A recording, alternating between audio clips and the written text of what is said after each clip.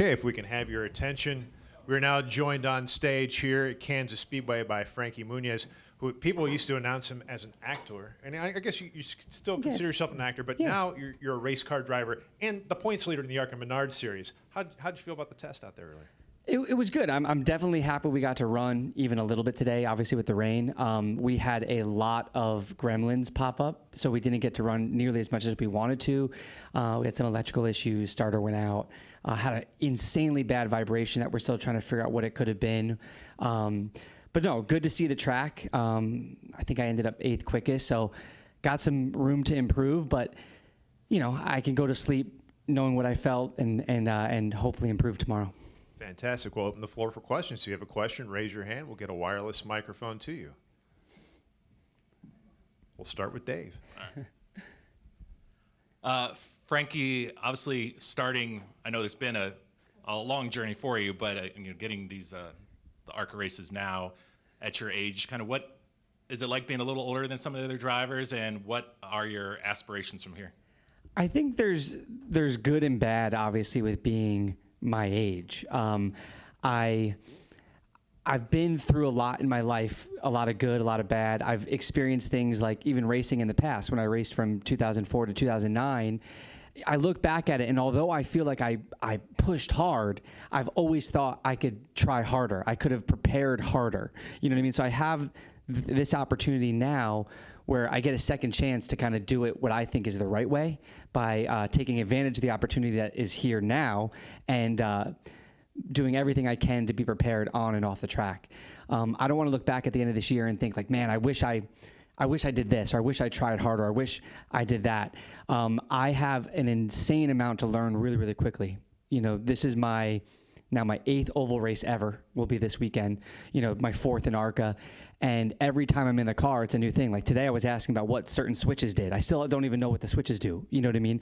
So I have a lot to learn, but I feel I'm happy with how it's gone so far. You know, I've finished every single lap, and that's why I'm in the points lead. You know what I mean? It's I think I could have performed a little bit better. We had better run going in Daytona, got hit late. Talladega, I lost the draft. You know, the 73 got a flat in front of me and lost the draft. But overall, I'm thrilled with how the season's going. You know, I can't complain being the points leader. That said, you know, when I showed up to Daytona and I talked to some of you guys, I was like, I want this. I think I can do it. And now I feel like when I show up here that I can do it. I do belong in this series and I can be competitive. So it's a cool thing as far as confidence goes entering the race weekend and being here, that I'm not where I don't belong. Because that did pop up in my mind a lot before the season started, and me thinking like, did I jump off the deep end? Like, should I have done late model? Should I have done more before I got here? And I don't have the time to do that. So with my age, I know I want to make it to the highest level. I want to be a cup driver. You know what I mean? If I'm going to do that, I've got to be very successful now this year in ARCA, hopefully to move up next year and keep progressing very quickly. I'm not 18 like Jesse Love. He's got 20 years of racing to get to my age. You know what I mean? I don't even know if they'll have racing in 20 years. You know, hopefully, be robots or something. But I don't know. You know, I'm trying hard for sure. Your left. Hi, Frankie. So as you mentioned, you are the points leader, of course. How much added pressure is that going into every week? Because maybe you didn't probably think you would become the points leader at this point, but especially with the pressure that the Veterini cars are coming fast behind you every week, how much added pressure is it being the points leader now? I don't know if there's more pressure. You know, being a race car driver, you always have the pressure of wanting to be the fastest, wanting to be the best, right? I think if anything, maybe my fellow competitors respect me more as a driver, meaning before we showed up for Daytona, before we did any races, maybe they thought I was just gonna be someone who ran in the back or was there. But I think I've shown that I can be competitive in this series. That said, before, I think when they saw my car on track, they didn't think much of it, where maybe now they do. So maybe it does put a little bit of a target on you. But at the same time, it motivates me to stay there. You know, I know I want to win this championship. I believe that I can win this championship. You know what I mean? And I have to in order to win the championship. So you know, I'm not I haven't reached my peak at all as far as racecraft, and this is my first time ever on a 1.5 mile track, and the few runs that we got to do, I felt more and more comfortable, and I know we'll improve even more tomorrow. But I know by mid-season to the end of this season, I'll be a lot better than I am currently, and hopefully that puts me closer to winning races. At heart, are you a actor that's a race car driver, or are you a race car driver that was an actor?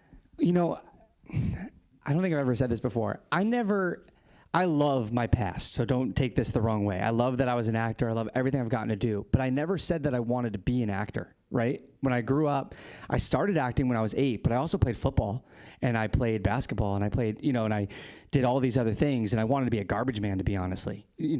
So, acting took over my life. It's one of the many hobbies that I did. This chance of racing was me saying, what do I want to do? Like, what do I want to accomplish in my life? And here I am. I chose this. And when I put my helmet on and I leave that pit lane, as much as I go like, man, I don't know. I got so much to learn. I don't know what I'm doing. I feel I'm exactly where I'm supposed to be. And it's a pretty cool feeling to have, right? To be doing something that you feel like this is what you were made for. I wish I did it earlier. I wish I was in ARCA 20 years ago. But at that same time, like, I've got the opportunity now, and I'm not going to waste it. Claire B. Lang, Sirius XM NASCAR Radio. You talked about how quick you have to move up because of your age. Have you talked to anyone in the truck garage? Have you assessed, ARCA's a pretty competitive series, what the jump would be like to trucks? Have you asked people about that? Are you doing a little feeling around? Not necessarily. I'm so focused on all that I need to learn right now in ARCA, and I believe if you're not competitive in ARCA, there's really not a reason why you should jump up. I think maybe people do move quicker than they should, but at the same time, if I know we'll have the discussion, eventually. But this is race 4 of 20 this season. I know that I thought I would do okay. I didn't think that I would be in the points lead at this point, and I'm focused on continuing that and learning. So if I do move up next year to trucks or Xfinity or whatever it may be, people don't go, oh well, he moved up too quickly. He didn't do anything in ARCA. I want to win here. You know what I mean? I want to win the championship, and hopefully it makes sense for me to make that leap to the next level. You're wearing the blue oval. Can Ford help you get to where you want to go? And do you feel like you have their support? Is anyone from Ford here? Can you guys help me? Ford PR over there. No, I mean, Ford has been so supportive so far. I just did a bunch of events with them up in Detroit, went to World Headquarters and got to meet everyone, went to the Lightning plant, which was an amazing experience. I'm driving the Built Ford Proud car this weekend. So I have amazing support from Ford. Obviously, that is a integral part to making those leaps. The fact that I'm in with an amazing manufacturer that supports me, like it legitimizes my decision of becoming a race car driver, even for me. You know what I mean? The fact that I have that support, and hopefully it continues for a long time. Do we have any additional questions? We'll go up here, the Bob, then we'll go back to Dave. Go to Bob. Oh, I'm sorry. Oh, I see the back. Alan Chope, KMBC Channel 9. Do you still own the Fast and Furious car, and what else do we not know about you that you want us to know? Oh man, no, I actually sold that car probably in 2014, and then I bought it back because I felt bad because it was my first car I ever bought, and I was like, why did I sell my first car? Like, that's a cool thing to keep. And then I sold it again because I was like, why did I buy it back? You know what I mean? So no, I don't have that car anymore. Things that people don't know of me. I don't know. I am a very high stress person. You know what I mean? I want to be successful in every single thing I do, and sometimes maybe I put more pressure than I should on myself, like even in my personal life. The way how clean my bathroom is at home. Like, like every aspect of my life is like, I want to be the best. And so I'm trying to balance that, right? With being competitive, with wanting to be the best race car driver, but also being like just a normal, nice guy and a good husband and father, It's a balance that I'm trying to work out for sure. Is there any swagger at all being the points leader? I don't know. Like how do I answer this? it feels amazing being the points leader. You know what I mean? The fact that my name, even though we're only 3 races in, is at the top of that list with 64 other names below me. You know what I mean? I definitely screenshotted it and saved it. You know what I mean? Hopefully after this weekend, I'll still be the points leader, and more importantly, hopefully at the end of the year, I'll be the points leader. But no, it makes me feel like I made the right decision. You know, because it could have gone the opposite way, which I think more people expected, right? People, I think, expected me to be a 25th place guy, you know, just kind of running in the back. So there's not pressure because I know that what I'm doing isn't easy. You know what I mean?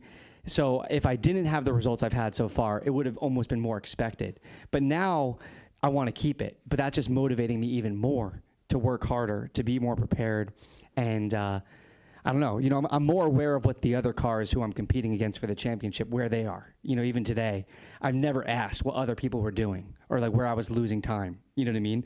But I want, if I'm going to beat those guys, I gotta know. I gotta beat them. I gotta know where they're at, or if am I losing it on entry? You know, power down. What am I doing wrong? Because you know, we only get such a short amount of time to get up to speed, and especially with my lack of experience, you know, I got to do it even double time. So no, I don't know. Swagger, it feels cool. I don't know. Everyone coming up and saying, "Oh, points leader at Talladega for the Cup race." I was in the pit lane before the race, and Jeff Gordon came up to me. He's like, "Dude, points leader. Oh, so cool." I talked to him for a while. That's pretty cool. You know what I mean? So yeah, there's definitely some swagger that comes along with it.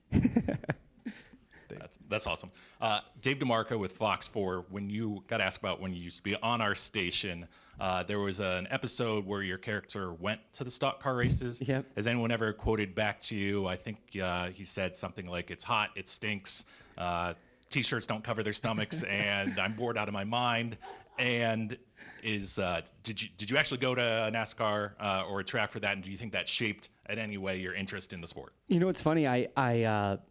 I was a big NASCAR fan, obviously, even before that. Like, growing up, I went to races in Charlotte, and I'd gone to the Daytona 500, and just as a fan, I never knew that I would be racing at these racetracks. But we filmed that at Irwindale Speedway, that Malcolm episode, and that same year, I filmed a movie for the Disney Channel called Miracle in Lane 2, and we filmed that at Irwindale Speedway. And my first pro late model race ever was at Irwindale Speedway. So it was weird 20 years later to go back where we filmed and be like on the track, you know, where we filmed. But no, I wouldn't say that episode had anything to do with my want to be a NASCAR driver. Although Malcolm was named after the famous NASCAR driver Rusty Malcolm, so you know, just makes sense, I guess. Any additional questions? Frankie, thanks for joining us, and good luck tomorrow in the Dawn 150. Thank you so much. I appreciate you guys coming and hang out with me. Awesome. So for your 4 o'clock.